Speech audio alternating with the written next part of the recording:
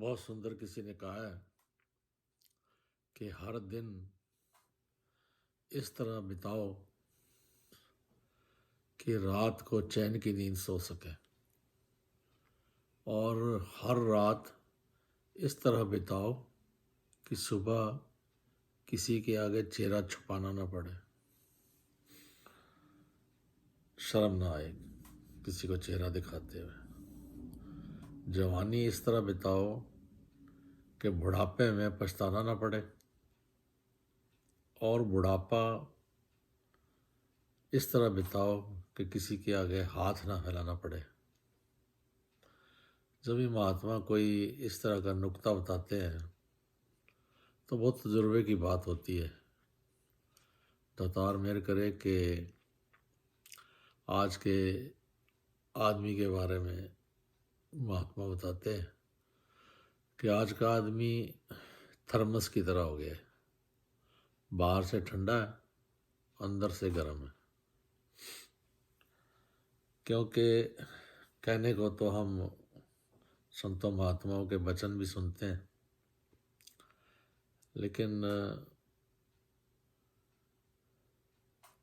माया के चक्कर में आकर, स्वार्थ में आकर जो संतों महात्माओं की बात होती है उनको प्रॉपर तरीके से सुनते नहीं।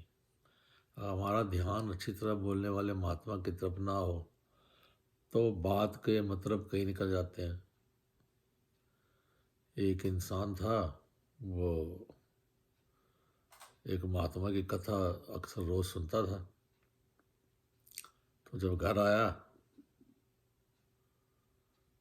तो उसने पत्नी को छोड़ दिया और अपनी काम वाली के साथ रहना शुरू कर दिया।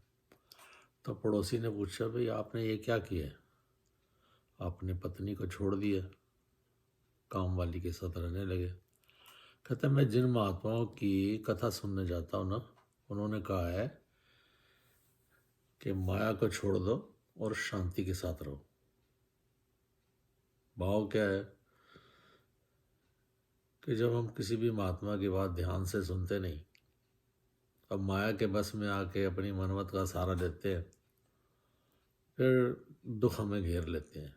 तो दातार ऐसी कृपा करे कि जब भी कोई संत महात्मा अपने तजुर्बे की बात बताते हैं हमें, कृपा करो कि हम उसको मान सकें। कहने को तो हम बड़े बड़े दावे करते हैं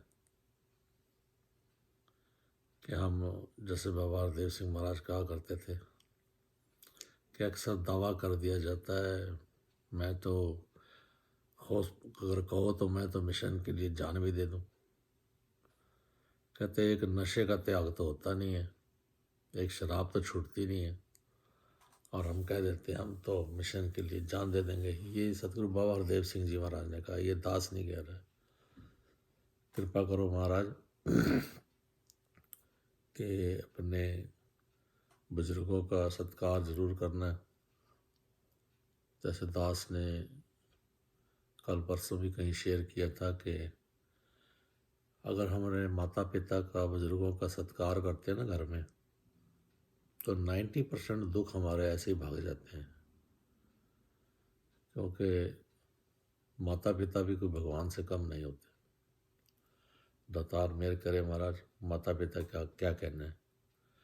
जैसे दास ने कल परसों भी कहा था ना, माँ होठ खुल जाते हैं, बाप मुंह बंद हो जाता है, माँ के आगे हम सब कुछ कह देते हैं। अगर कोई पिता से कोई चीज़ मांगनी हो तो माँ के थ्रू मांगते हैं। तो दातार ऐसा कृपा करे, दोनों का ही रोल हमारे जीवन को सुधारने के लिए होता है। माता पिता का हम देना दे नहीं सकते।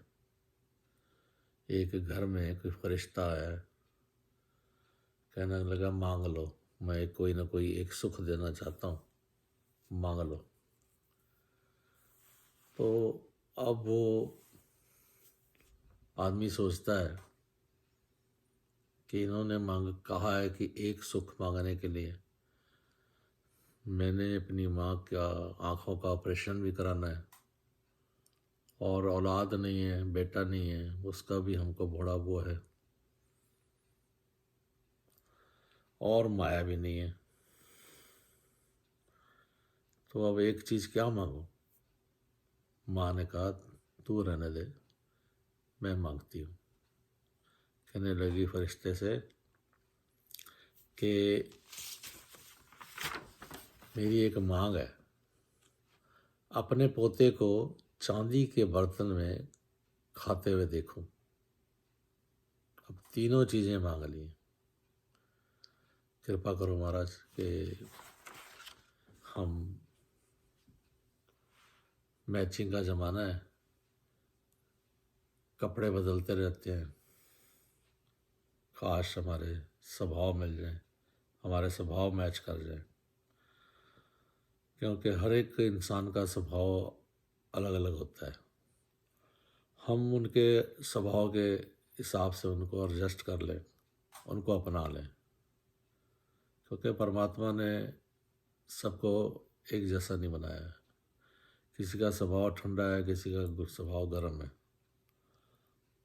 कृपा करो, साथ संगत में जाके हमें इतनी तो सीख प्राप्त होती है, इतनी शिक्षा तो मिलती है कि कैसे एक गर्म हो तो दूसरा ठंडा हो जाए।